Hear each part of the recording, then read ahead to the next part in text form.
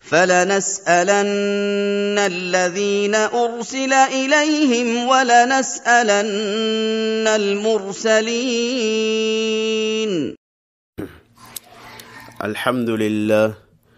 الحمد لله رب العالمين، والصلاة والسلام الأتمان على سيد ولد آدم نبينا محمد وعلى آله وصحبه ومن والاه، أما بعد، فإن أصدق الحديث كتاب الله، وخير الهدى هدى محمد صلى الله عليه وسلم، وشر الأمور محدثاتها، وكل محدثة بدعة، وكل بدعة ضلالة، وكل ضلالة في النار.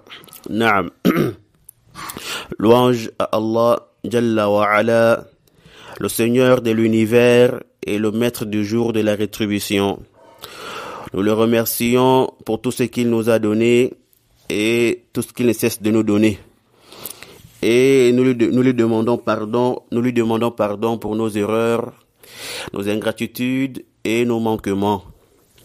Que la prière et le salut d'Allah soient sur son noble messager, Muhammad ibn Abdillah, sur sa famille, ses compagnons, ainsi que tous ceux qui emboîteront leurs pas jusqu'au jour de la rétribution.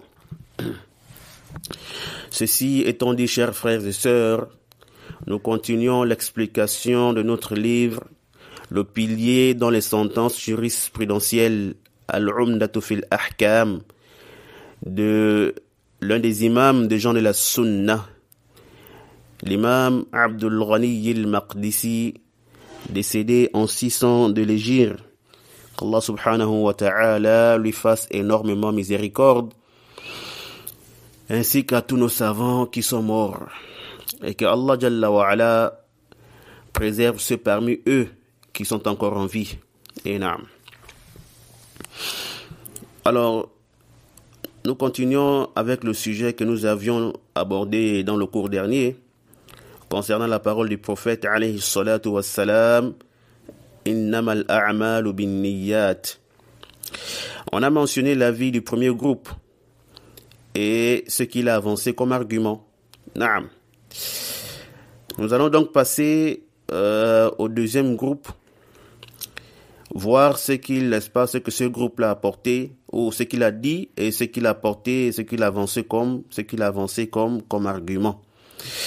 Et pourquoi ces gens-là sont-ils allés dans cette position? Et naam. Alors, le deuxième groupe, c'est le groupe de ceux-là qui ont dit qu'il faut estimer la parole du prophète sallallahu alayhi wa sallam, innamal a'malu bin niyyat, par quoi? As-sihha. Par as-sihha, yani la validité, ou al-qaboul, l'acceptation, ou autre terme qui se rapproche de la validité et de l'acceptation. Alors la phrase complète selon eux serait donc innama sihhatu aw qabulul a'mali bin niyyat, aw إنما الأعمال صحتها أو قبولها بالنيات. يعني la validité ou l'acceptation des actes ne dépend que de leur intention, ou les actions ne sont valides ou acceptées que selon les intentions. Alors ici là, qu'est-ce qu'on remarque? On remarque qu'ici, ils ont particularisé ou spécifié les actes. Ils ne font pas allusion à tous les actes, mais plutôt à une catégorie des actes qui sont les actes de la législation, al-a'mal al-shar'iyya. Et plus particulièrement, les actes qui nécessitent une intention dans la législation pour être quoi? Pour être valide. C'est-à-dire الأعمال الشرعية المفتقرة إلى النية. هذا بالأخص يعني. Les actes de la législation qui requièrent une intention, voyez-vous. Qu'est-ce que cela veut dire? C'est-à-dire tout ce qui est adoration. Yani tout ce qui est quoi? Qui est ibada. Et on avait déjà vu, n'est-ce pas, les actes qui requièrent une bonne intention pour être valides. Sans cela, ils ne seront pas quoi? Acceptés. La prière, le jeûne, le hajj et autres parmi les ma'mourat, les recommandations. L'intention est une condition de validité dans ces actes-là. Voyez-vous. Quelqu'un, par exemple, qui va faire le ghusl, le grand bain, sans avoir l'intention de l'adoration, de sortir de l'état du hadath. Mais son intention, c'est de simplement se laver, prendre une douche, se rafraîchir. Alors celui-là n'a pas fait le grand bain en réalité. Son ghusl ne sera pas accepté ou bien n'est pas valide. Son ghusl ne sera accepté qu'avec l'intention de sortir du hadath. Ou avec l'intention de quoi? De l'adoration. C'est clair ça? Maintenant, quelqu'un qui a lavé son vêtement touché par une impureté, il a fait quoi? Il a nettoyé son vêtement touché par une impureté dans le but de simplement nettoyer son vêtement. Ici là, le vêtement est considéré comme nettoyer des impuretés dans la charia, dans la législation, même si la personne n'avait pas l'intention de l'adoration. Donc ici, dans ce cas, l'intention n'est pas une condition de validité. Comme on avait dit dans les turuq, les choses que la législation demande de s'en débarrasser ou de délaisser. L'intention n'est pas une condition de validité dans ces choses-là. Mais l'intention de l'adoration est plutôt quoi? Une condition pour avoir la récompense. Alors, si on a bien compris ça, on comprend aisément la parole de ceux qui ont estimé l'élément caché dans la parole du prophète sallallahu alayhi wa sallam, innamal a'malu binniyat, par as-sihha, la validité. Donc les actions ne sont valides que selon leur intention.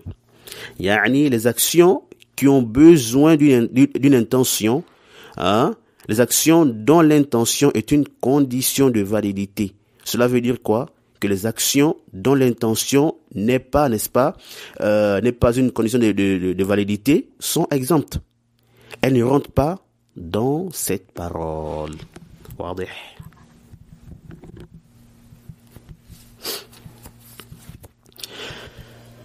Donc cette parole ne concerne qu'une catégorie spécifique des actes. Wadih. Donc, ce qu'on tire ici, là, de cette parole du prophète, sallallahu alayhi wa sallam, selon cette parole-là, ou selon cet avis-là, c'est quoi? C'est le conditionnement de l'intention dans les actions qui requièrent cela, afin qu'elles soient acceptées. Wadih. L'imam Ibn Rajab al-Hanbali, rahmatullahi ta'ala alayhi, dans Jami' al-Ulum wal-Hikam, le tome 1, la page 60 à 61, Ibn Rajab nous dit quoi? يقول وقد اختلف في تقدير قوله الأعمال بالنيات فكثير من المتأخرين يزعم أن تقديره الأعمال صحيحة أو معتبرة أو مقبولة بالنيات وعلى هذا فالأعمال إنما أريد بها الأعمال الشرعية المفتقرة إلى النية فأما ما لا يفتقر إلى النية كالعادات من الأكل والشرب واللبس وغيرها أو مثل رد الأمانات والمضمونات كالودائع والغصوب فلا يحتاج شيء من ذلك إلى نية فيخص هذا كله من عموم الأعمال المذكورة ها هنا. L'imam Ibn Rajab, rahimahullah ta'ala, nous dit cela. Il dit, il y a eu divergence sur l'estimation de sa parole, innamal a'malu binniyat. Tamam.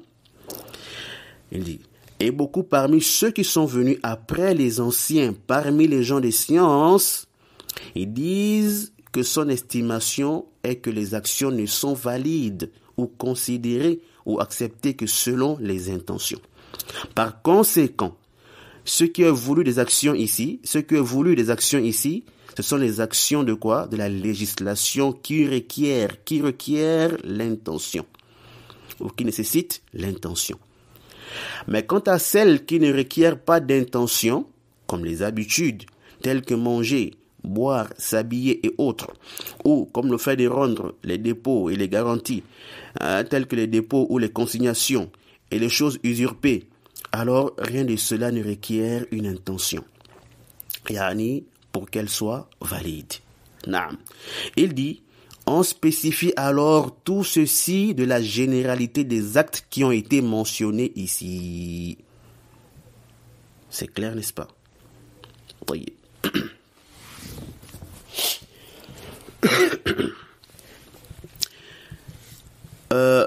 Alors, quels sont les arguments qu'ils ont avancés?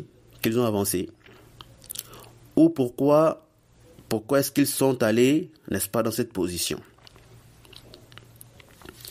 Premièrement, ils ont dit,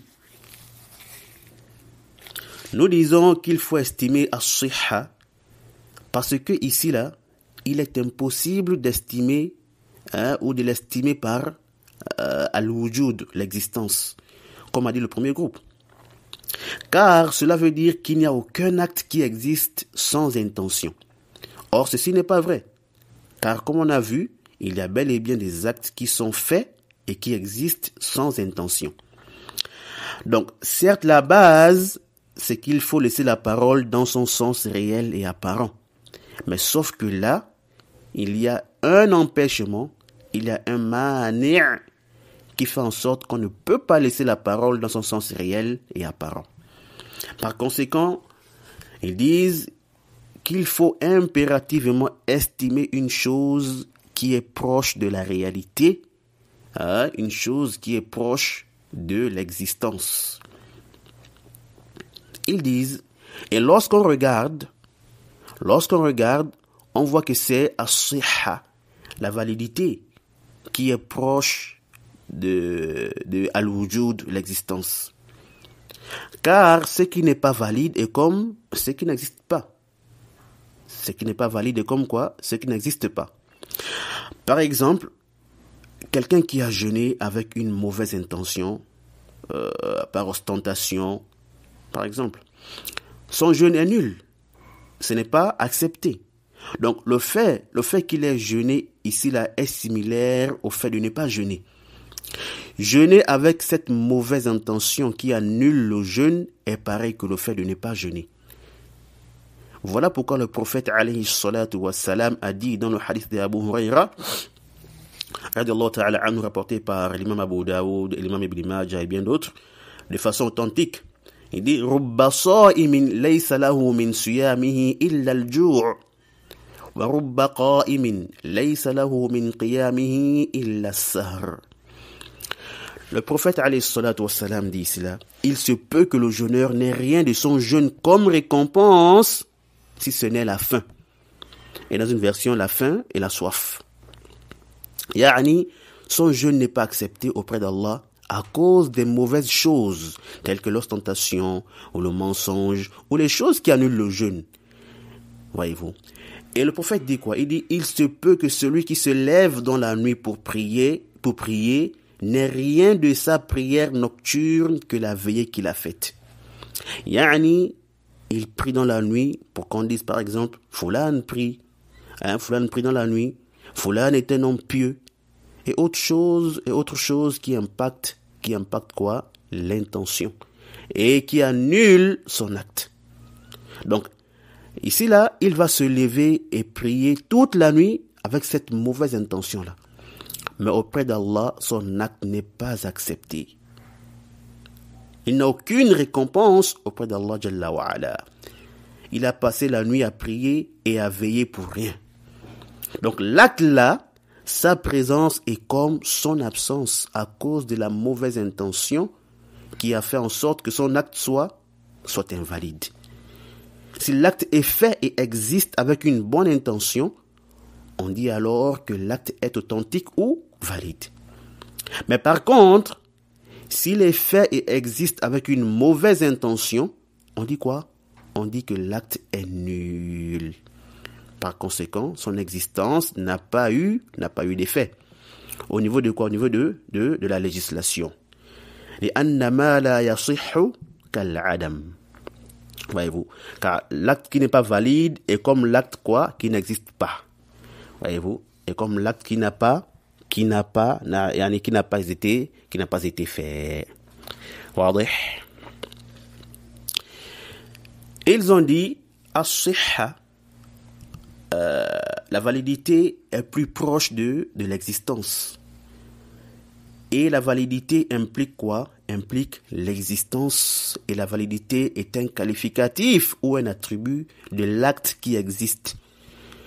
Alors, comme il est impossible de parler d'existence ici et de dire qu'il n'y a aucun acte qui existe sans intention, car la réalité prouve le contraire. Voyez-vous? Donc, comme cela est impossible, il faut alors estimer ce qui est plus proche de l'existence. Il faut estimer un attribut de l'existence. Ils disent que c'est as-sihha, la validité, qu'il faut donc estimer ici là. Car si on dit que tel acte n'est pas valide, c'est comme infirmer l'existence de l'acte en question. C'est comme infirmer l'existence de l'acte en soi. En fait, ce groupe-là ne refuse pas qu'en réalité la parole doit rester dans son sens réel, dans son sens apparent. Et qu'ici, ce qui est infirmé, c'est l'existence de l'acte. Ils disent, nous reconnaissons et acceptons cela. Mais sauf qu'ici, il y a des preuves qui justifient, qui nous empêchent de laisser cette parole-là, dans son sens réel et apparent. Voilà pourquoi nous disons que la parole ici infirme l'existence des actes. Cela implique quoi? L'infirmation des attributs, n'est-ce pas, des actes. Alors, vu que nous avons des preuves qui montrent qu'il n'est pas possible d'infirmer l'existence des actes sans intention de manière absolue, nous sommes obligés d'orienter l'infirmation ou la négation vers quoi? Vers l'un des attributs les plus proches de l'existence, ou les plus proches, n'est-ce pas, de la réalité qui est as-sihha. Ils disent, nous sommes obligés de laisser le haqiqa, la réalité, pour se rabattre sur le majaz, la métaphore. La métaphore, n'est-ce pas, la plus proche de la réalité. Nous sommes obligés de laisser ce qui est clairement apparent de la parole pour se rabattre sur, n'est-ce pas, ce qui ne l'est pas. Et on avait dit que cela, on avait juste, il n'y a pas de métaphore, ni dans la langue arabe, ni dans le Coran et la Sunna. Allahu a'lam. Naam.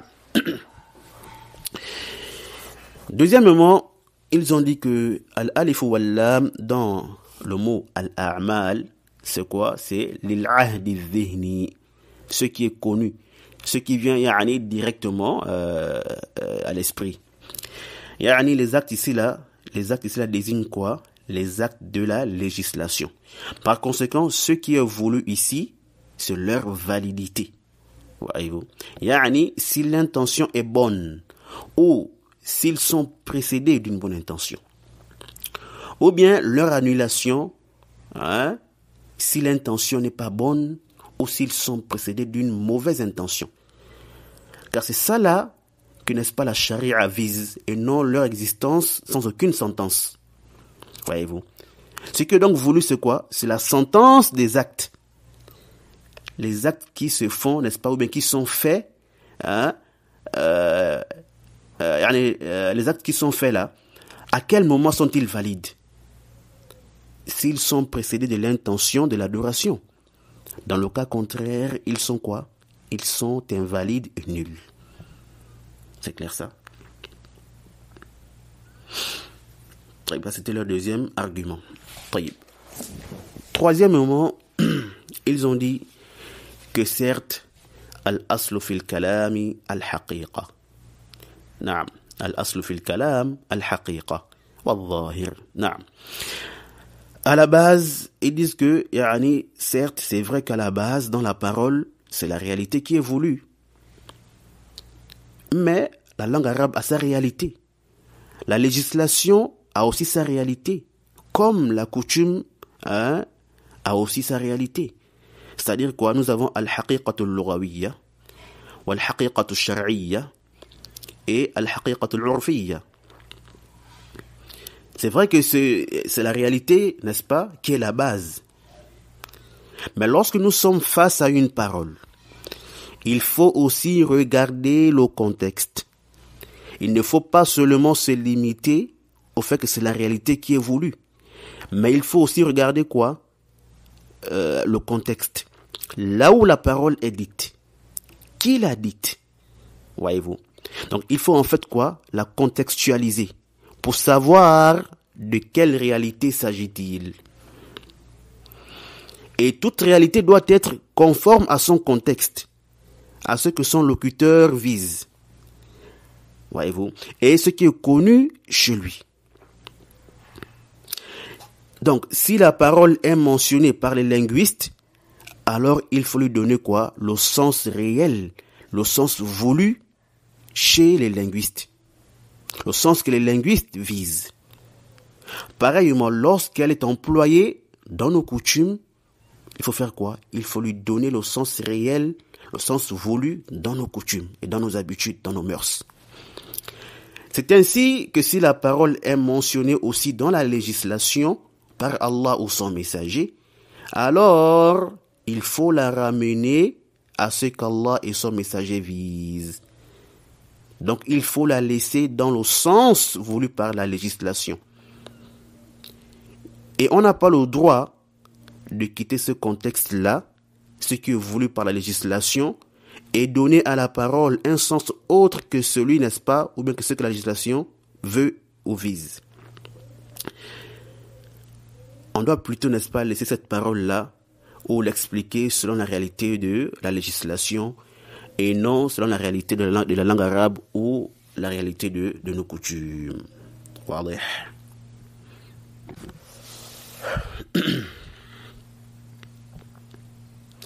Alors, ils disent, et ce que la charia veut de nos actes, c'est quoi? C'est que nos actes soient conformes à sa réalité pour être valides. Et ici, l'intention est une condition mise par la législation afin que les actes qui requièrent une intention soient valides.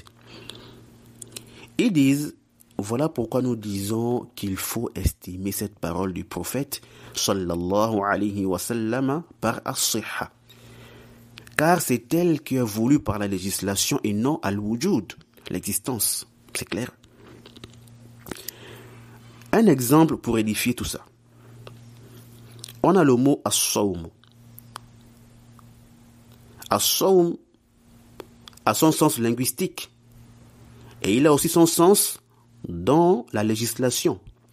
Donc, si as-sawm ou as-siyam vient dans un texte, le Coran ou dans la Sunna, on ne peut pas dire ici que le sens est directement l'abstinence de manière générale. Yani n'importe quelle abstinence. Non. La base, c'est que quoi? C'est que as-siyam, dans la législation, a un sens bien précis. La charia vise par as-siyam un genre d'abstinence précis, qui est le fait, n'est-ce pas, de s'abstenir de toutes choses comme nourriture, boisson, rapport sexuel, et autres qui annulent le jeûne du fajr au coucher du soleil. Par conséquent, si on voit as-siyam dans les textes, la base c'est quoi? C'est qu'on lui donne ce sens-là. Allahumma, sauf s'il y a un indice qui montre que ce qui est voulu, c'est le sens d'as-siyam en langue arabe et non dans la législation. Wadih. Également, le mot as-salah en langue arabe veut dire quoi? Ad-du'a. Et d'autres disent athana. Mais dans la charia, as-salat, c'est la prière qui est connue, celle que nous effectuons tous les jours. Alors, si on voit ce mot as-salat dans les textes du Coran et de la Sunna, ce qui vient directement à l'esprit, c'est quoi? C'est la prière, n'est-ce pas? La prière dans la législation, celle que nous connaissons. Hein? La base donc c'est quoi? C'est que lorsque nous voyons ce mot-là, as-salat, dans le Coran ou dans la Sunna, on doit la traduire par quoi? On doit, n'est-ce pas, le traduire, ce mot-là, et l'expliquer selon son sens et sa réalité dans la charia. Et non dans la langue arabe ou dans nos coutumes. C'est ça la base. Sauf s'il y a un indice ou une preuve, n'est-ce pas, qui nous montre que c'est un sens autre que celui de la charia qui évolue ici. Ils disent, alors ici là c'est la même chose. Si on doit estimer une chose, c'est bien quoi? As-sihha. Car ce qui est conforme à la réalité de la charia, de la législation, vu le contexte et vu la réalité, n'est-ce pas, qui a été dite, celle qui empêche qu'on estime par al-wujud l'existence. Donc ici il faut quoi? Ici il faut estimer quoi? As-sihha. Également ils ont dit qu'Allah Jalla wa Ala a dit dans la sourate 2 au verset 230 فَإِن طَلَّقَهَا فَلَا تَحِلُّ لَهُ مِن بَعْدُ حَتَّى تَنْكِحَ زَوْجًا غَيْرَهُ. Selon une traduction rapprochée, Allah subhanahu wa ta'ala dit dans ce verset, s'il la divorce, yani la troisième fois, alors elle ne lui sera plus licite tant qu'elle n'aura pas épousé un autre.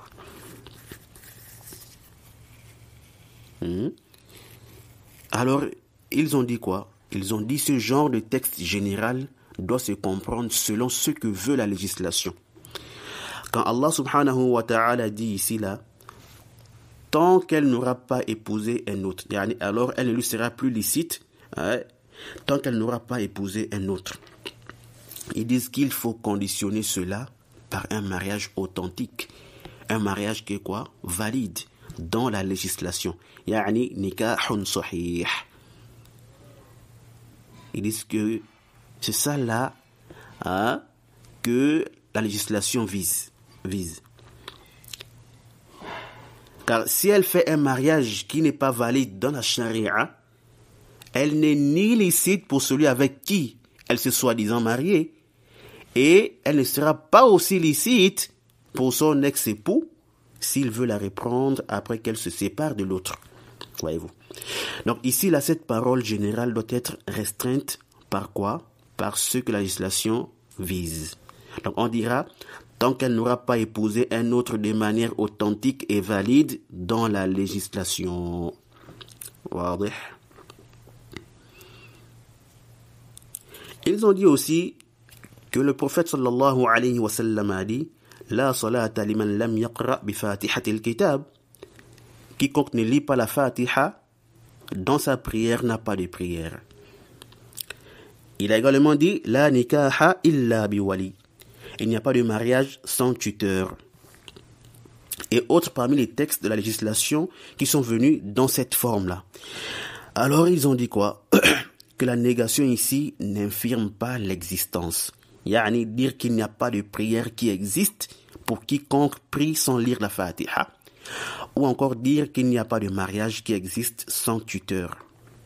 Ceci n'est pas vrai car nous avons par exemple des mariages que nous voyons qui sont faits sans tuteur. Cela existe. Par conséquent, il est obligatoire d'estimer ici as-sihha et de dire quoi? Et de dire qu'il n'y a pas de mariage valide sans tuteur. Yani dans la législation. Naam.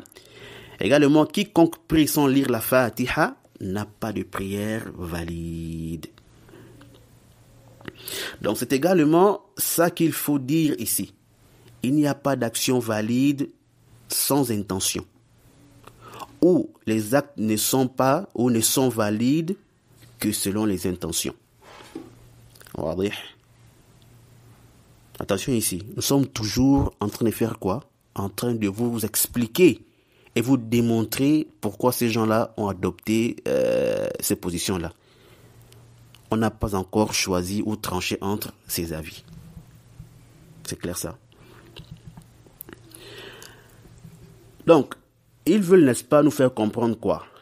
Ils veulent nous faire comprendre ici, là, qu'il faut contextualiser les choses. Et qu'ici, là, il s'agit d'un contexte, quoi? Législatif. Pourquoi? Car c'est le messager d'Allah, sallallahu alayhi wa sallam, qui parle ici. Il ne faut donc pas sortir du contexte, mais il faut plutôt donner à sa parole ce qui est voulu dans la législation, ce qui est connu dans la législation et ce que la charia veut de ses serviteurs. C'est pourquoi l'éminent savant Al-Amir al-San'ani, rahmatullahi ta'ala alayhi, dans Al-Udda, il disait quoi? An-nadhru ila al-lafz al-'am min duni nadhrin ila maqam al-khitab jumud. Il dit quoi? An-nadhru ila al-lafz al-'am min duni nadhrin ila maqam al-khitab jumud. Il dit se concentrer seulement sur le fait que l'expression soit générale, sans tenir compte du contexte, c'est être quoi? C'est être coagulé, c'est être stagné. Yani c'est quoi? Il veut dire quoi ici là? Que ce n'est pas parce qu'une expression est générale qu'elle doit forcément rester dans cette généralité à tout moment et à jamais. Mais il faut aussi tenir compte du contexte de la parole pour mieux la comprendre. Où est-ce que la parole a été dite? De qui provient-elle? Mais ne reste pas coagulé sur, n'est-ce pas, la généralité de l'expression. Voyez-vous. Et c'est comme ceux-là qui pensent que, bon, comme les ulama, comme les savants ont mentionné, telle règle, n'est-ce pas, qu'il faut forcément les appliquer de manière absolue. Et n'importe comment. On se croirait en mathématiques, 1 plus 1 est égal à 2. Hein? 1 plus 1 est égal à 2 à tout moment. Ah non, ce n'est pas le cas ici. Et ça vraiment, il est important de comprendre ça. Et je réitère, je ne suis pas en train de dire que c'est la vie là qui est juste ou pas. Je suis d'abord en train de vous rapprocher les choses. Donc, je disais que cette parole de l'imam al-San'ani, rahimahullah, elle est importante. Car beaucoup de frères tombent dans ce genre d'erreur, dans l'application des règles mentionnées par nos savants, dans leurs livres et autres. C'est vrai qu'il y a certaines règles qu'il faut appliquer de manière absolue. Par exemple, dans les asma wa sifat, les noms et les attributs d'Allah, subhanahu wa ta'ala. On se limite à l'apparence de ce qu'Allah et son messager ont dit. Mais aller au-delà de ça, non. Allah descend comment? Il entend comment? Ses mains sont comment? Ainsi de suite, on ne rentre pas dans ce débat-là. Voilà pourquoi à chaque fois qu'on a un nom ou un attribut d'Allah subhanahu wa ta'ala venu de manière authentique, on affirme cela sans chercher à savoir comment, ou faire ressembler cela à celle de sa créature, ou refuser cela, ou l'interpréter d'une autre manière, comme nos raisons veulent. Là, ça c'est une règle ici là, et c'est même un fondement des gens de la sunna, voyez-vous. Il faut l'appliquer de cette manière-là, il faut appliquer cette règle-là de cette manière dans les noms d'Allah et ses attributs. Bref, on revient à ce qu'on disait. Certes, il y a des cas où on peut appliquer la règle de manière générale, ou comme elle est venue. Mais il y a des cas où il faut faire attention. Et il peut y avoir une chose ou un indice qui empêche que la règle soit appliquée de manière générale. Voilà pourquoi, lorsque tu veux parfois bien comprendre un texte, il faut regarder le contexte, ce qui vient avant et ce qui suit. Voyez-vous.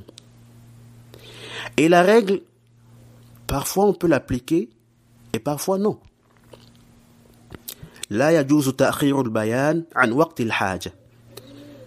Il n'est pas permis de retarder l'éclaircissement au moment du besoin. Combien de gens ont causé du tort et ont sémé la fitna à cause de leur mauvaise compréhension de cette règle-là?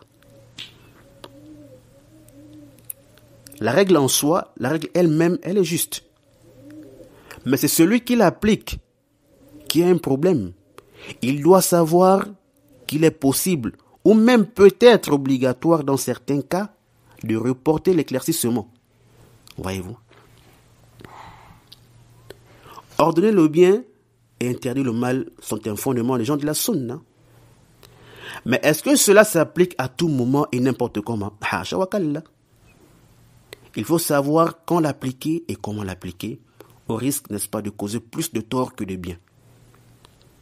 Ne dis pas que non, ordonner le bien et interdire le mal sont obligatoires, alors je dois l'appliquer ou les appliquer coûte que coûte. Même s'il y a un grand mal qui va en découler. Non. Ceci est une erreur. Ceci est quoi? Est une erreur, mon frère. Sache cela. Les ulama ont mis des dawabit afin que tu saches comment, où et quand faut-il utiliser ces règles-là. Voyez-vous. Qu'Allah Jalla wa Ala nous accorde une bonne compréhension de son dîn. C'était juste un petit rappel aux frères à travers cette parole de l'imam As-San'ani.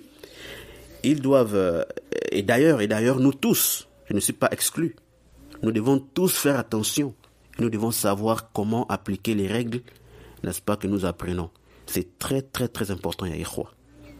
C'est très important, chers frères et sœurs. Regardez.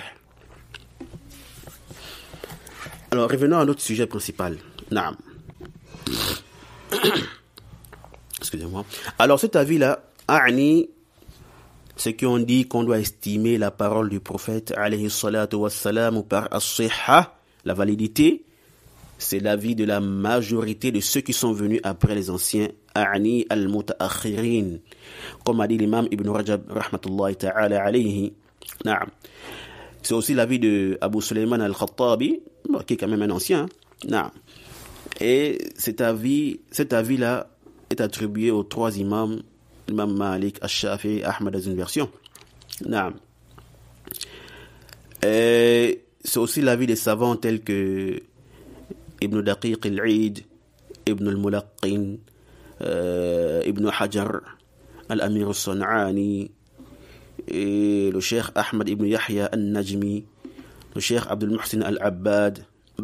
C'est l'avis de la grande majorité des contemporains.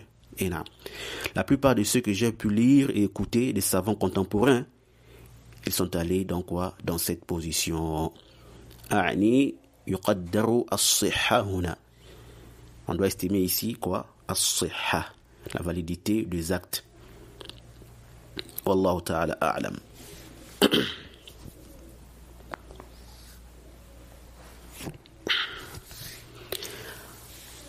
Alors le troisième groupe, en réalité, n'est pas très loin du deuxième groupe. Énorme. Car tous les deux ont restreint les actes aux actes de la législation. Sauf qu'ils ont divergé sur l'estimation, sur le taqdir dans cette parole-là. Le deuxième groupe a dit quoi? Le deuxième groupe a dit as-sihha, la validité, comme on a vu. Tamam. Quant au troisième groupe, ils ont dit que c'est plutôt al-kamal, la complémentarité ou la perfection, ou bien al-thawab, la récompense qu'il faut estimer ici.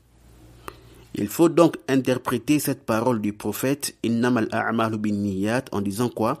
Innama kamalul a'mali binniyat. Les actes ne se complètent ou ne se perfectionnent que par les intentions. Innamal a'malu kamaluha binniyat.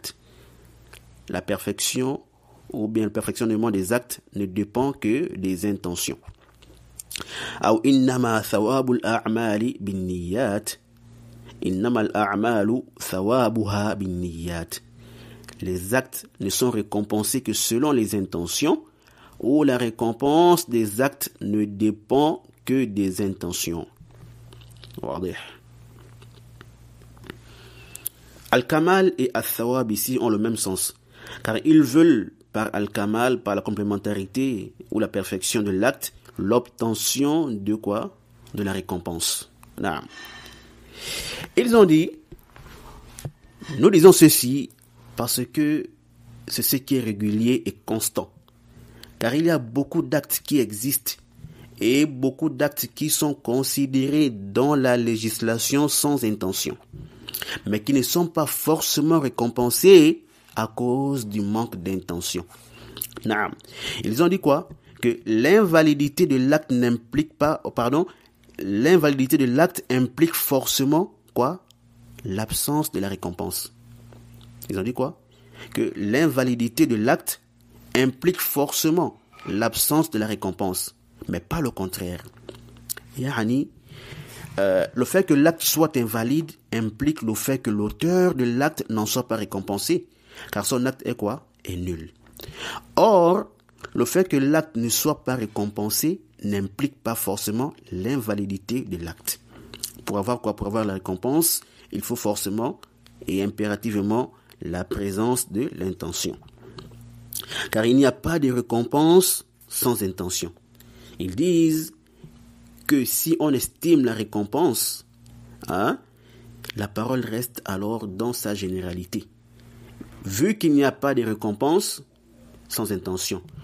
Contrairement à la validité as-sihha, l'acte peut être valide sans intention dans certains cas, tels que le fait de rembourser le crédit d'autrui, rendre le dépôt, ou encore se nettoyer des impuretés.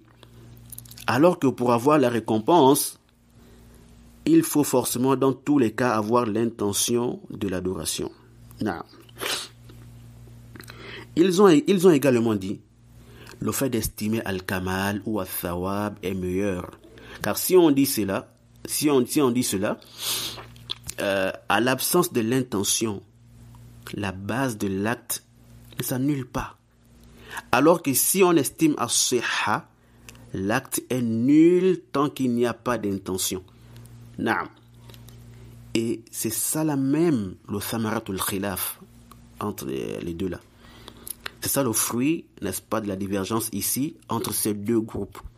C'est-à-dire, si l'acte est fait sans intention, il est quoi? Il est nul pour qui?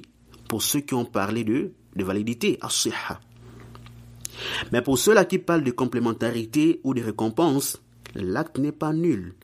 Soit il n'est pas récompensé, soit il est considéré comme un acte naqisul ajr, incomplet. Vous voyez?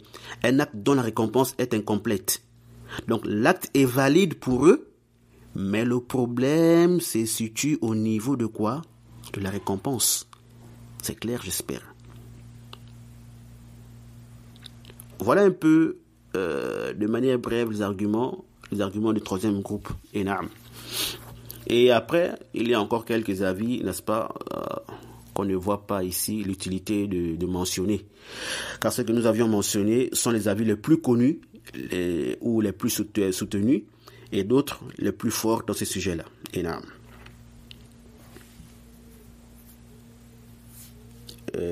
J'allais même oublier cet avis-là, le troisième avis-là, c'est l'avis de l'imam Abu Hanifa, rahimahullah ta'ala, comme les commentateurs de hadith ont dit. Voyez-vous? Et c'est l'avis aussi que beaucoup de ahnaf soutiennent. Naam. Wallahu ta'ala a'lam. Alors, après tout ce qu'on a vu et tout ce qui a été dit sur ce sujet-là, on a vu les différents avis et leurs arguments. Voyez-vous? C'est vrai que parmi les différents groupes, il y en a qui ont apporté des arguments vraiment, vraiment forts. Et c'est vrai aussi que nous avons des arguments faibles dans leurs arguments. Et naam. Alors, qu'est-ce qu'il nous reste? Il nous reste, n'est-ce pas, à choisir l'avis que nous trouvons prépondérant.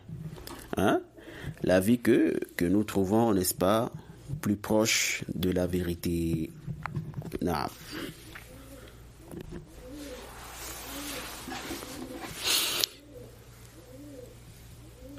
Alors, d'abord, l'avis le plus faible parmi ceux que nous avions mentionnés ici, c'est le troisième avis, sans doute. C'est pour nous le plus faible. Le plus faible des trois avis qu'on a vus, voilà chacun. Car dire qu'il faut estimer ici là la complémentarité ou la perfection est loin, c'est ba'id. Voyez-vous. On va d'abord trancher entre as-sihha et al-kamal. Tamam? Donc, il n'y a point de doute que as-sihha, la validité de l'acte, prévaut sur al-kamal. Ouais, sur sa perfection ou sa complémentarité. Les deux groupes ont restreint les actes par quoi? Les actions de la législation. Mais quand on regarde bien, ce que la législation veut de nos actes, c'est la validité ou la complémentarité. Et c'est la validité qui est demandée de manière obligatoire. C'est d'abord ça. Maintenant, la perfection ou la complémentarité est demandée nadban, de manière souhaitable ou préférable. Yani ça vient après. Voyez-vous? C'est demandé quoi? De manière souhaitable et non de manière obligatoire. On parle de kamal, c'est après que l'acte soit sahih. Si l'acte n'est pas sahih, est-ce qu'on parlera encore de kamal? Non.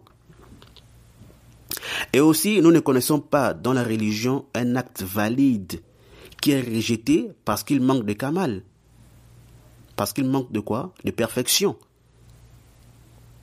Parce que si l'acte est fait conformément à la charia, les conditions et autres, l'acte est valide. Maintenant, le surplus, les mustahabbat, viennent après. Mais même sans ça, l'acte est accepté, il est valide.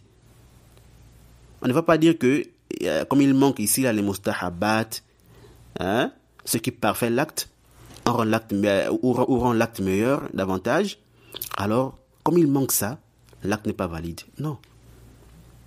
Donc, c'est as-sihha ici là, la validité qui est voulue de manière obligatoire. Alors que al-kamal vient embellir ou compléter l'acte. Mais sans cela, l'acte peut être valide. Par conséquent, estimer as-sihha prévaut sur le fait d'estimer al-kamal. Naam.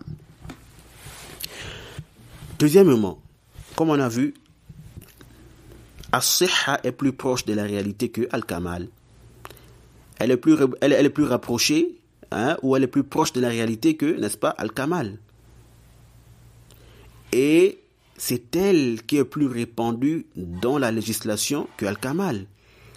C'est elle également qui vient directement à l'esprit, comme on a vu, comme on a expliqué, contrairement à al-kamal. Troisièmement, si on parle de récompense à thawab, comme ils ont dit quoi?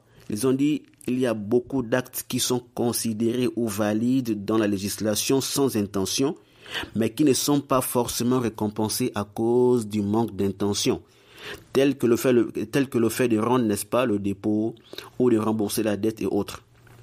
Voyez-vous. Nous disons naam, ceci est vrai. Et depuis le départ, on avait déjà expliqué ça.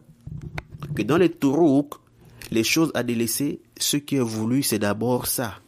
C'est de, n'est-ce pas, délaisser la chose. Quelqu'un qui a arrêté de fumer la cigarette, par exemple, parce qu'il ne veut plus, subitement, il ne ressent plus l'envie de fumer. Ou autre raison, autre que l'intention de délaisser cela, la cigarette à cause d'Allah. Alors, celui-là, s'il ne fume plus, c'est d'abord ça qui est voulu de lui. Voyez-vous, son acte ou son délaissement de la cigarette est valide. Sauf qu'il n'est pas récompensé parce qu'il manque, ou il manquait quoi? L'intention de délaisser la cigarette à cause d'Allah. C'est clair ça? Voilà pourquoi le deuxième groupe a dit quoi? Ils ont dit que nous faisons allusion aux actes dont l'intention est une condition de validité. Or, ce que vous venez de mentionner là, l'intention n'est pas une condition de validité dans cela. Voyez-vous. Et le premier groupe a dit quoi? Que voilà pourquoi nous avons dit qu'il faut seulement se limiter au sens apparent des hadiths. Yani, la réalité de l'acte, son existence. Nous, on ne parle même pas du fait que l'acte soit valide ou récompensé ou pas. Mais on parle quoi? On parle juste du fait que l'acte existe. l'acte s'est produit à partir d'une quelconque intention. On n'a même pas besoin de mentionner ce que vous mentionnez là.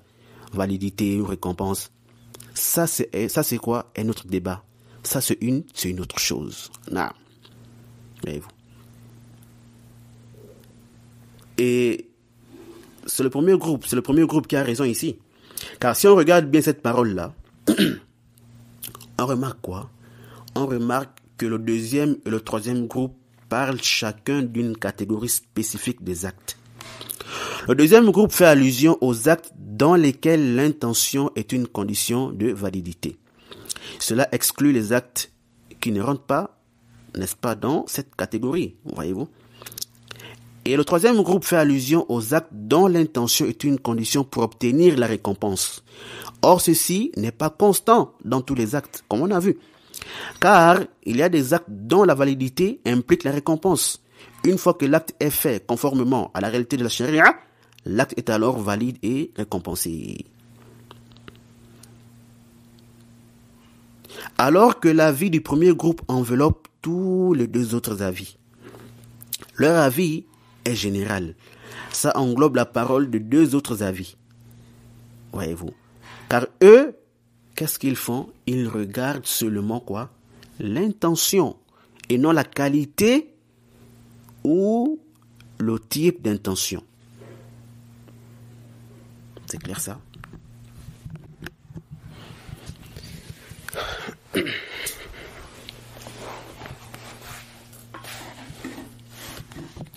On passe aux arguments du deuxième groupe.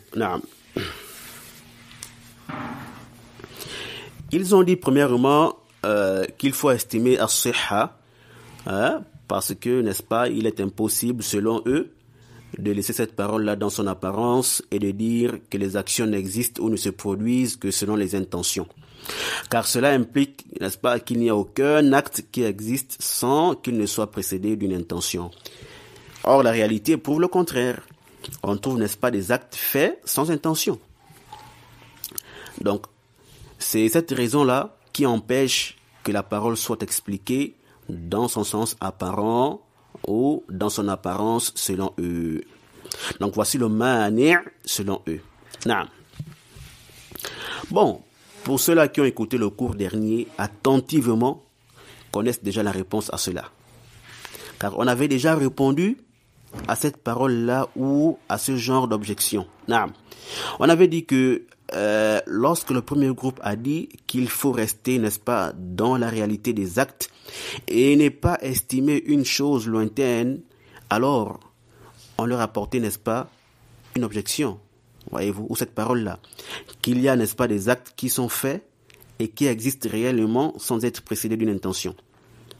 Alors suite à cela, le premier groupe s'est divisé en deux. Certains ont dit, n'est-ce pas, qu'il s'agit plutôt des actes faits volontairement, al-a'mal al-ikhtiyariyya, et que c'est ça qui est la réalité des actes, voyez-vous. Et d'autres ont dit qu'ils font allusion à la réalité des actes dans la législation, haqiqatul a'mal al-shar'iyya, haqiqatul a'mal al-shar'iyya. Naam, voyez-vous. Alors à partir de là, cette objection-là n'a pas lieu d'être. Et donc, ce qu'ils considèrent comme mani', comme empêchement, n'est pas en réalité quoi? Un empêchement. Wadih. Taïb. Leur deuxième argument était le fait que le alif wal lam dans al-a'mal désigne al-ahd al-dhihni, yani ce qui est connu, ce qui vient directement à l'esprit. C'est-à-dire ici là, il s'agit quoi? Il s'agit d'une catégorie spécifique des actes de la législation, ceux dont l'intention est une condition pour qu'ils soient valides. Naam. Ça aussi, on avait déjà traité ça. Et nous avons dit quoi? Qu'il n'y a pas lieu, n'est-ce pas, de restreindre, n'est-ce pas, les actes ici, sans preuve. Et qu'il faut laisser les actes dans leur généralité. Voilà pourquoi nous avions dit que al-alif wal lam ici désigne quoi? Jinsul a'mal. Yani tout ce qui est acte. Hein? Tout ce qui est quoi? Qui est acte. Les actes d'adoration comme les actes ordinaires qui ne sont pas des actes d'adoration. Voyez-vous. Excusez-moi. Et ceci nous montre quoi? Qu'on ne peut pas estimer la validité ici. Car dire cela implique restreindre les actes à quoi? À une catégorie très spécifique des actes. Ce qui requiert l'intention pour être valide. Voyez-vous. Quelqu'un peut dire que, mais ceux qui ont dit qu'ils font allusion aux actes volontaires et intentionnels là, ils ont aussi restreint les actes à une catégorie spécifique des actes. Alors qu'ils ont dit que les actes étaient généraux. N'est-ce pas là une contradiction? Nous disons non. Il n'y a pas de contradiction ici. Car la base, c'est quoi? C'est la généralité des actes, comme on a dit. La base, c'est la généralité des actes, comme on a dit. Que al-alif wal-lam, dans al-a'mal, indique tous les actes. La base, c'est donc cela. Maintenant, s'il y a des preuves qui montrent qu'il y a une catégorie ou certains actes spécifiques qui sortent de cette généralité-là, alors il n'y a pas de mal. Et cela n'annule pas le fait que les actes soient généraux ici. C'est clair ça? Et ça c'est connu chez les gens de Usul. Yani, on peut avoir un texte général et ensuite avoir un dalil, une preuve qui fait sortir une chose spécifique de cette généralité-là. Mais cela ne veut pas dire que le texte n'est plus général. Non. Mais cela montre au contraire que la base, c'est la généralité du texte en question. Et rien n'est accepté de cette généralité-là que ce qui a été accepté avec preuve. C'est le même cas ici.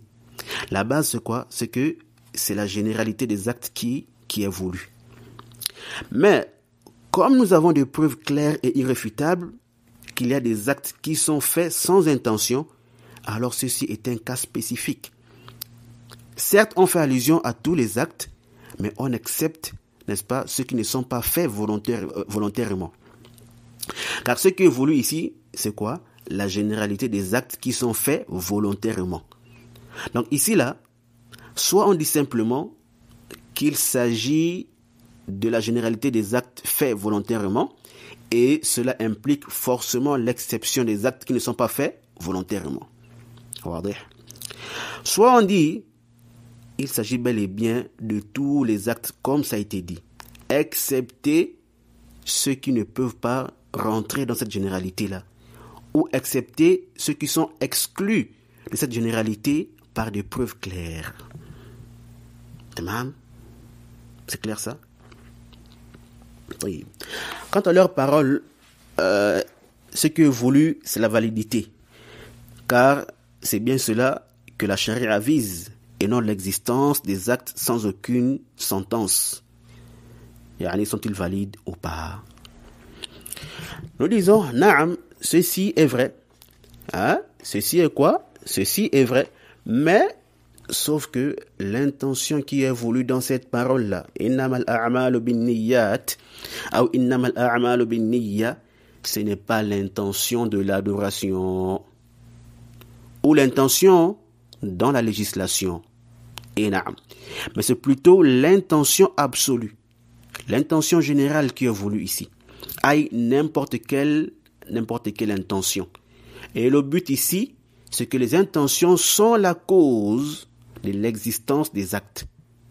Voyez-vous. Quant à l'intention que vous visez là, elle se trouve dans la suite ou dans la phrase suivante. Là où le prophète dit, wa innama likulli imri'in ma nawa. Comme ça viendra, Inch'Allah. On va expliquer cela. Mais de manière brève, d'abord, c'est ici que se trouvent, n'est-ce pas, les sentences des actes. Chacun est récompensé que selon, n'est-ce pas, ou chacun est récompensé que selon l'intention qui l'a conduit à œuvrer. Les actes sont-ils précédés d'une bonne intention ou d'une mauvaise intention? Ils sont valides et nuls par rapport à quoi? Par rapport à cela. C'est clair ça?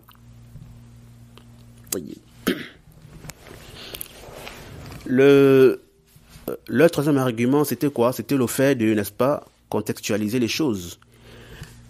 Ou contextualiser les paroles afin de bien les situer. Et qu'il ne faut pas seulement se limiter au fait que c'est la réalité qui est voulue, mais il faut plutôt contextualiser la parole afin de savoir de quelle réalité s'agit-il.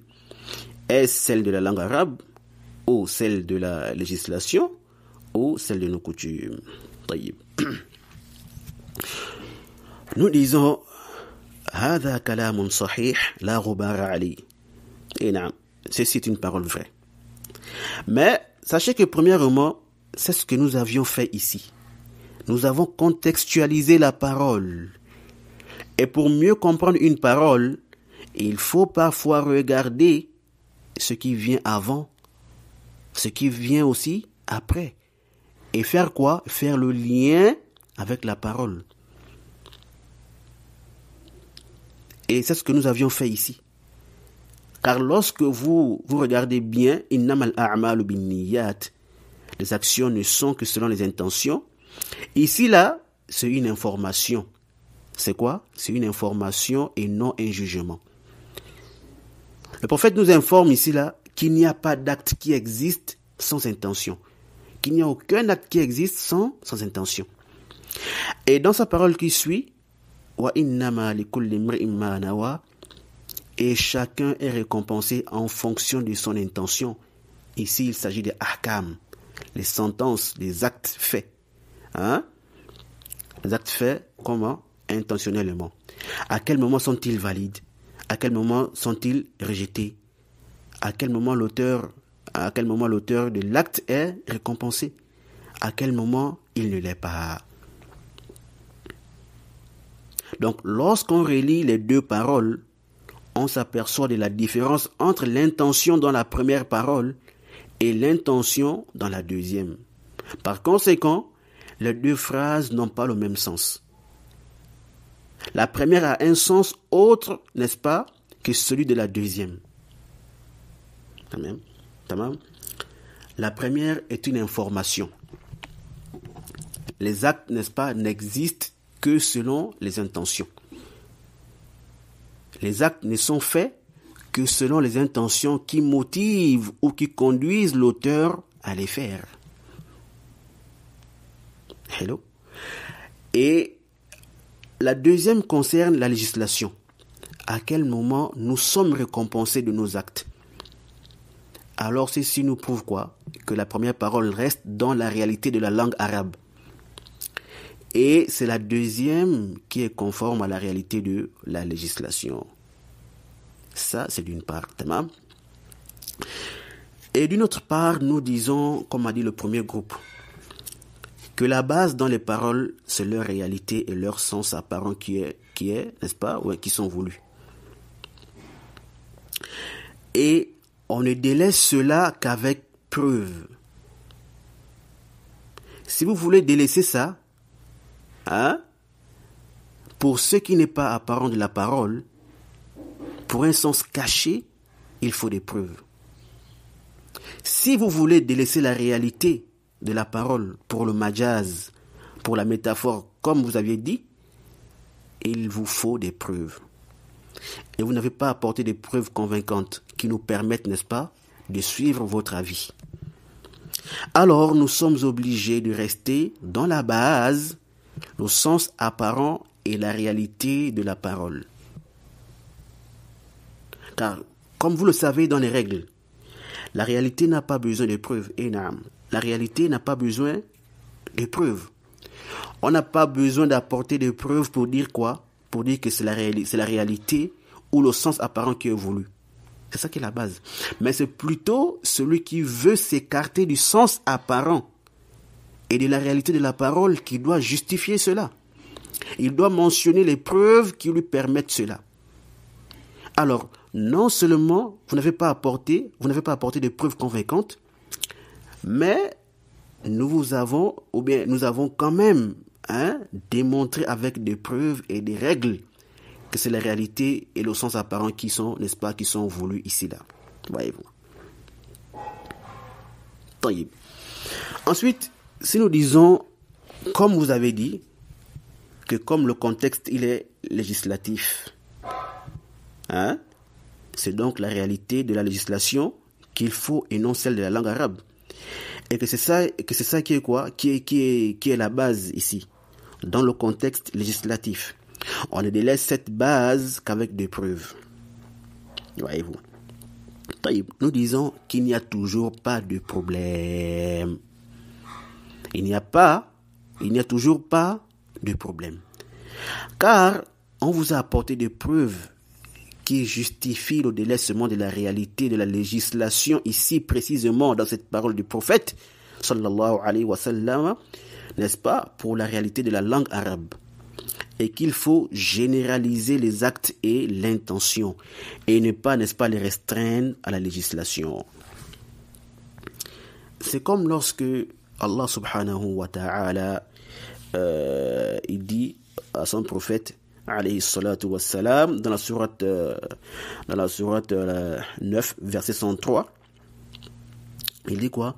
خذ من أموالهم صدقة تطهرهم وتزكيهم بها وصل عليهم إن صلاتك سكن لهم والله سميع عليم. Selon une traduction approximative, Allah dit quoi? Il dit au prophète, prélève de leurs biens une sadaqa par laquelle tu les purifies et les bénis, et prie pour eux, car ta prière est une quiétude pour eux, et Allah est audient et omniscient. Taïb. Ici là, la prière, prie pour eux. On ne va pas dire que, comme le contexte est législatif, qu'il faut dire, n'est-ce pas, que la prière ici, c'est la prière que nous connaissons tous, celle que nous faisons 5 fois par jour de manière obligatoire. Car c'est impossible ici. Ça ne passe pas. Ça ne passe pas. Comment est-ce que le prophète va prier sur eux? De quelle manière?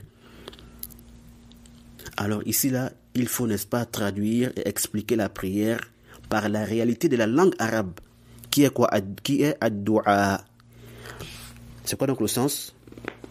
Le sens est donc quoi? Le sens est donc, faites du'a pour eux. Invoque Allah pour eux. Et là, maintenant, le sens, il est clair. Voyez-vous. Donc, voyez-vous qu'on a laissé ici, là, le sens de la prière dans la législation pour utiliser le sens de la prière dans la langue arabe. Parce qu'il n'est pas possible de lui donner ici le sens voulu dans la législation. Même si le contexte est un contexte, quoi? Législatif.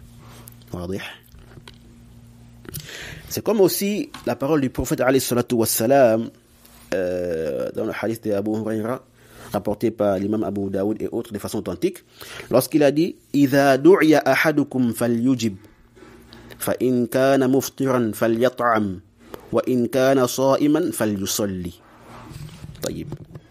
Le prophète alayhi salatu wassalam a dit ici là, si l'un d'entre vous est invité, qu'il réponde, n'est-ce pas, à l'invitation.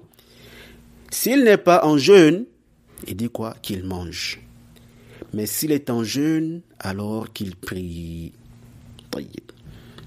S'il est en jeûne, alors qu'il prie. Ici, là aussi, on ne peut pas dire qu'il doit prier comme la prière connue. Bon. Même si certains ulama ont dit ça. Mais ce qui est juste, ici, là, c'est qu'il s'agit de quoi? De la prière en langue arabe. Donc, qu'il invoque pour lui, pour celui qui l'a invité. Voyez-vous. Et d'ailleurs, Hisham, l'un des rapporteurs du hadith en question, a dit quoi? Il a dit à la fin du hadith que la prière ici, c'est ad-du'a. Naam. Et comme on a dit, certains gens des sciences disent quoi? Que la prière ici, là, c'est celle qui est connue. Et d'autres ont dit aussi qu'il faut jumeler les deux, la prière qui est connue dans la législation et la prière aussi dans la langue arabe. Mais ce qui est sahih, ce qui est juste, c'est quoi? C'est ce que nous avions dit. Aïe ad-du'a. Et comme a dit Hisham aussi, l'un des rapporteurs du hadith, c'est quoi? C'est ad-du'a. Et on a beaucoup d'exemples comme ça dans la charia, n'est-ce pas? N'est-ce pas? Qui nous permettent de laisser le sens voulu par la charia pour le sens, n'est-ce pas, ou bien pour la langue arabe. malgré que le contexte soit un contexte législatif. Un contexte, n'est-ce pas, de la législation.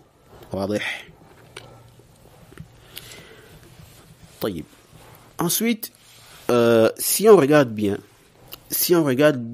et qu'on médite bien sur votre parole, si on regarde bien, on se rend compte que vous n'êtes même pas totalement sur la réalité de la législation. Et naam. Pourquoi? Parce que lorsque vous dites as-sihha, la validité, vous parlez là d'une catégorie spécifique des actes, ce dont l'intention est une condition de validité ou de leur validité. Tayyib. Où est passé le reste des actes de la législation? Ou bien la législation ne tient compte que de cette catégorie-là? Si vous dites oui, nous vous demandons alors que dites-vous des turuq? Par exemple, quelqu'un qui délaisse le mensonge, le vol, la fornication et autres, sans l'intention de délaisser cela à cause d'Allah subhanahu wa ta'ala. Vous et nous sommes unanimes que son acte est valide dans la législation. Mais sauf que s'il veut être rétribué et récompensé, il faut qu'il le fasse à cause d'Allah subhanahu wa ta'ala. Donc l'intention ici n'est pas une condition de validité, mais plutôt une condition d'obtention de la récompense. Tamam? Alors, son acte a été valide sans intention de l'adoration. Parce que, n'est-ce pas? Parce qu'il est conforme à la réalité de la législation. Car c'est ce que la charia veut de lui. Elle veut quoi? Qu'il s'en débarrasse. Et c'est ce qu'il a eu à faire. Voyez-vous? La charia n'a pas conditionné l'intention pour que son délaissement soit valide. Mais elle n'a conditionné l'intention que s'il veut avoir la récompense. Mais sinon son acte est valide même, n'est-ce pas, sans cela. Vous voyez donc que vous n'aviez tenu compte que d'une partie des actes dans la législation. Et vous aviez délaissé une autre partie. Et si vous dites non, alors cela suffit pour montrer que votre position n'est pas juste. Et qu'on ne peut pas estimer as-sihha, la validité ici. Car elle ne représente qu'une partie ou une catégorie des actes pris en considération dans la législation. Tamam? Et si vous dites que, mais nous avions délaissé la réalité pour la métaphore majaz, voilà pourquoi nous avons dit as-sihha, car, n'est-ce pas, elle est plus proche de la réalité, comme on a expliqué. Alors nous rétorquons en disant qu'il vous incombait de dire as-sihha wal kamal. Donc la validité ici, la validité et la complémentarité ensemble, les deux. La validité et la complémentarité ou la perfection pour que ça englobe la réalité des actes de la législation. Voyez-vous. Non, même si nous, on ne parle pas ou on ne voit pas, n'est-ce pas, la métaphore comme on a toujours dit. Et ici, là, on va profiter à mentionner, n'est-ce pas, la différence entre les gens du deuxième groupe qui ont dit qu'il faut estimer quoi? As-sihha, n'est-ce pas? La validité. Et ceux du premier groupe qui ont dit quoi? Qu'il s'agit de la réalité des actes, mais que c'est la réalité de la législation qu'il faut prendre en compte. Voyez-vous. Alors, ceux qui ont dit, n'est-ce pas, qu'il s'agit de la réalité de la législation, sont restés sur la réalité des actes. Ils sont restés sur la réalité apparente des actes. Même s'ils l'ont, n'est-ce pas, particularisé aux actes de la législation. Yani, aucun acte n'est fait sans intention. Que ce soit un acte d'obéissance ou un acte de désobéissance. Tout cela dépend des intentions qui sont, n'est-ce pas, la cause de leur existence. Tamam? Ils ne parlent pas de validité ou de complémentarité. Car ça là, ça vient dans la suite du hadith, comme on a vu. Non. Quant au deuxième groupe, ils ont vraiment restreint leur parole à une partie de la réalité de la législation. Ce qui fait en sorte que ceux qui ont dit, n'est-ce pas, qu'il s'agit de la réalité de la législation, leur parole est plus générale et plus précise ou est précise que celle, elle est plus générale et plus précise que celle du deuxième groupe. Ouais, leur parole, n'est-ce pas, est plus générale et plus précise que celle, n'est-ce pas, du deuxième groupe. Et en réalité, ici, ce qu'on tire de la parole du deuxième groupe, c'est quoi? C'est le fait que l'intention soit une condition de validité. Hein? Ce qu'on tire de la parole du deuxième groupe, c'est le fait que l'intention soit une condition de validité dans les actes qui requièrent cela. C'est tout. Voyez-vous. L'absence de l'intention dans ces actes-là implique qu'ils ne soient pas valides. Or, lorsqu'on parle de la réalité de la législation, cela renferme beaucoup de choses. L'intention est al-mutaba'a. Voyez-vous, faire l'acte comme le prophète sallallahu alayhi wa sallam l'a fait. Ça renferme les conditions et les piliers. Voyez-vous, l'intention seulement ne suffit pas. Vous vous rappelez, on avait mentionné l'exemple, n'est-ce pas, de celui qui avait mal fait sa prière. Qu'est-ce que le prophète lui a dit? Le prophète lui a demandé de refaire sa prière, car il n'avait pas prié. Ici, là, ce qui est apparent, c'est qu'il n'avait pas un problème au niveau de l'intention. Ce qui est apparent, c'est que son intention n'avait pas un problème. Voilà pourquoi le prophète n'a pas fait mention de l'intention dans le hadith. Mais le problème était où? Au niveau du mutaba'a. Il n'a pas prié comme le prophète sallallahu alayhi wa sallam a demandé, n'est-ce pas, de prier. Voilà pourquoi il lui a enseigné les actes qu'il faut faire dans la prière. Alors, à partir de là, on voit que, n'est-ce pas, la réalité de la législation ne se limite pas qu'à l'intention. Mais il y a aussi autre chose, voyez-vous, il y a autre chose qu'il faut aussi prendre en considération. L'intention fait partie de la réalité de la législation. C'est comme aussi lorsqu'on fait un acte conformément au fait du prophète sallallahu alayhi wa sallam dans l'apparence, mais il manque l'intention, ou l'intention est mauvaise, alors l'acte n'est pas conforme à la réalité de la législation. Voyez-vous. Donc, l'avis du deuxième groupe là, ceux qui ont mentionné la validité, est un avis qui n'est pas juste. Non. Quant aux exemples qu'ils ont mentionnés, la parole d'Allah subhanahu wa ta'ala qu'on a vu lorsqu'il a dit « Elle ne lui sera plus licite tant qu'elle n'aura pas épousé un autre. » Un mariage accepté et valide dans la charia. Bon, ça là en réalité c'est un dalil pour ceux qui ont dit qu'ils font allusion à quoi? À la réalité de la législation. Et non ceux qui ont seulement estimé à sihha. Car comme on a dit, eux, leurs paroles là, ça montre quoi? Ça montre que l'intention est une condition dans les actes qui requièrent cela pour être valide. Or, le mariage est valide sans intention. Le mariage est valide sans intention. Une fois que les piliers et les conditions sont réunis, le mariage est valide.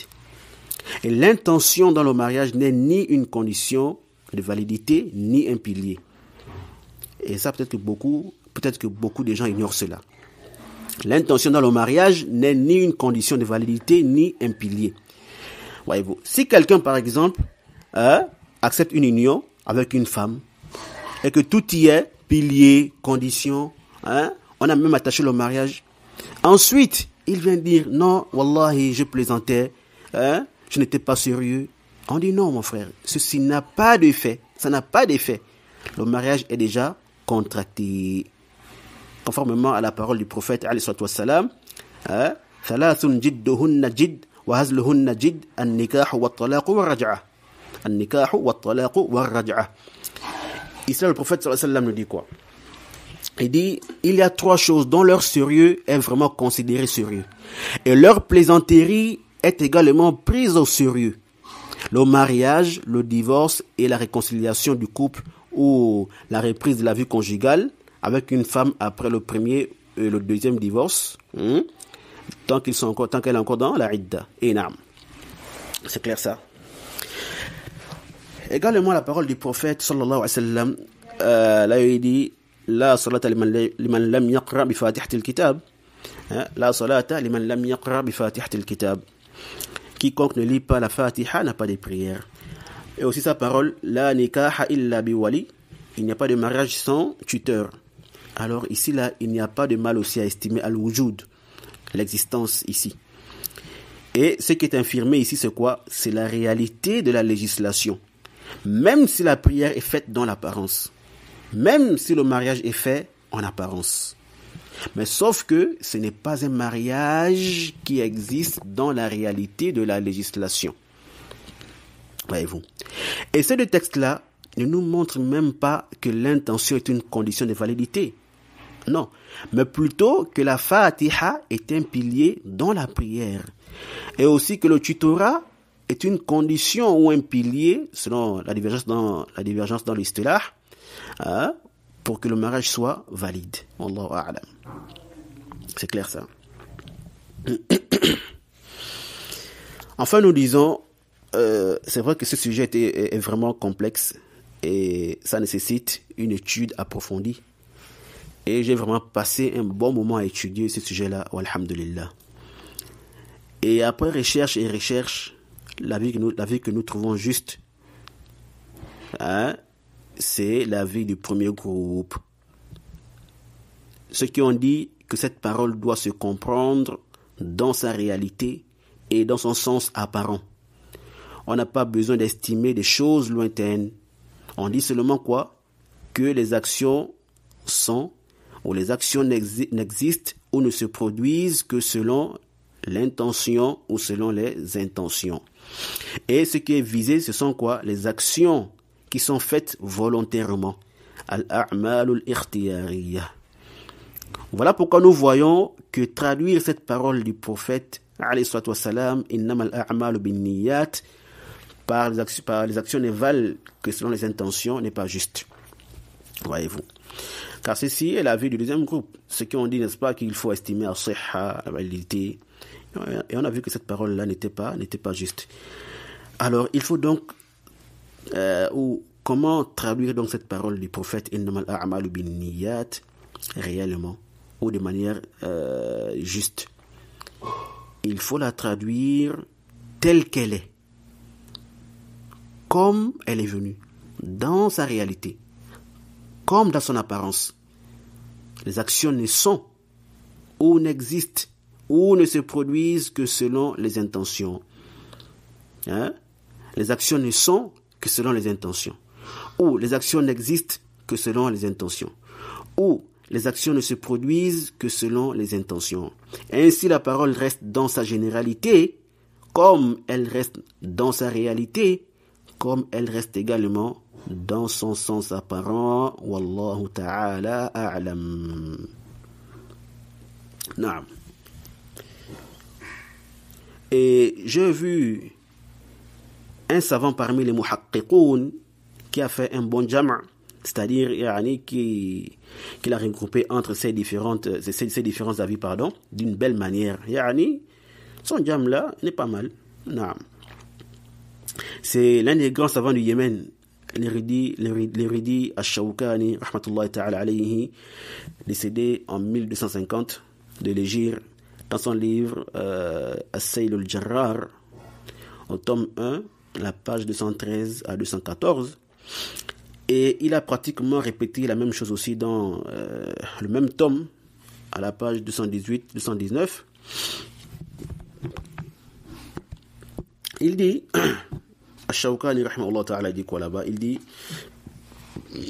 excusez-moi, وَالْوَاجِبُ الْحَمْلُ عَلَى الْمَعْنَى الْحَقِيقِي وَالْوَاجِبُ الْحَمْلُ عَلَى الْمَعْنَى الْحَقِيقِي فإن قامت قرينة تصرف عنه وجب الحمل على المجاز القريب من الذات وهو الصحة فإن وجدت قرينة تدل على الصحة كان النفي متوجها إلى الكمال فاعرف هذا واستعمله فيما يرد عليك تنتفع به. L'imam Ash-Shawkani rahimahullah ta'ala, il nous dit ici là, il dit ce qui est obligatoire, c'est de lui attribuer le sens réel. Mais s'il y a un indice qui montre qu'il faut s'écarter du sens réel, il est alors obligatoire de lui attribuer la métaphore proche de l'essence, la métaphore proche de la réalité, qui est quoi? La validité. Et s'il y a des indices qui indiquent, qui prouvent la validité, la négation est alors orientée vers la complémentarité ou la perfection. Il dit, sache-le et utilise-le dans tout ce qui te vient comme texte et tu en profiteras.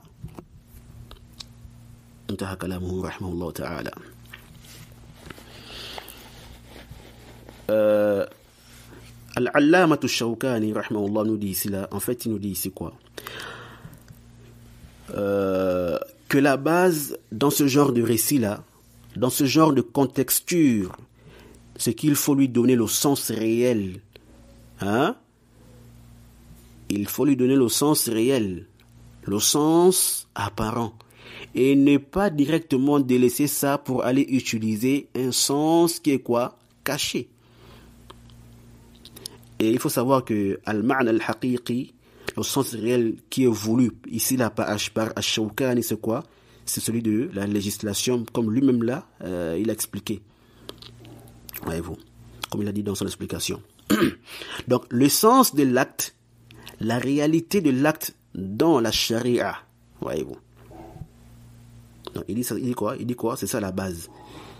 Donc, la base, c'est que lorsque tu es face à ce genre de récit-là, ce genre de contexture-là, il dit la base, c'est que tu lui donnes le sens réel.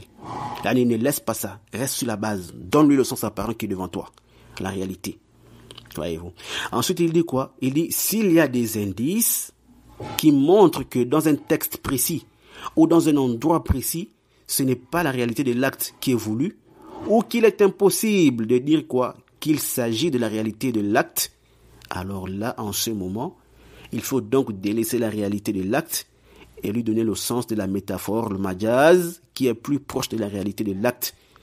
Le majaz, qui est plus proche de la réalité de l'acte en soi, qui est as-sihha, la validité. Et on peut remplacer ici la métaphore, le majaz qu'il a employé par le sens caché. Car nous, on ne voit pas la métaphore comme on a dit. Wadih. C'est deuxièmement. Maintenant, troisièmement, il dit quoi? Il dit, maintenant, si dans le texte en question, c'est prouvé que l'acte est valide sans cela, alors ce qui est infirmé doit être orienté vers al-kamal, la complémentarité des actes. Voyez-vous. C'est ce qu'ici, Ash-Shawkani, rahmahullah ta'ala, il nous dit, c'est comme ça qu'il a essayé de faire le jam' de ces avis-là. Et il a dit quoi? Il a dit de prendre ça en compte, de connaître cela et d'utiliser cela, tu en tireras profit.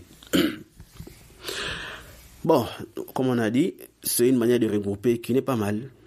Sauf que l'avis que nous avions choisi, c'est ce que nous avions mentionné. Et Allah subhanahu wa ta'ala est plus savant et connaît mieux que nous ce qui est juste. Naam. Et comme on a vu, ces avis-là, que ce soit celui-là ou celui-ci ou celui-là, c'est l'avis des savants. Alhamdulillah. Mais ce que nous trouvons juste, c'est ce que nous avons mentionné. Wallahu ta'ala a'lam. Naam. On a donc terminé avec ce sujet-là. Walillahi alhamdu wal minna. J'espère que c'est clair pour tout le monde.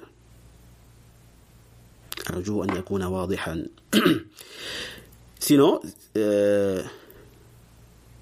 si c'est pas clair, il n'y a qu'à revenir, n'est-ce pas, sur les audios, se concentrer, s'asseoir, se concentrer.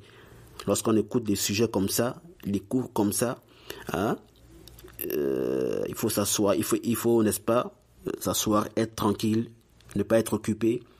Il faut bien t'asseoir, te concentrer, bien écouter et prendre des notes.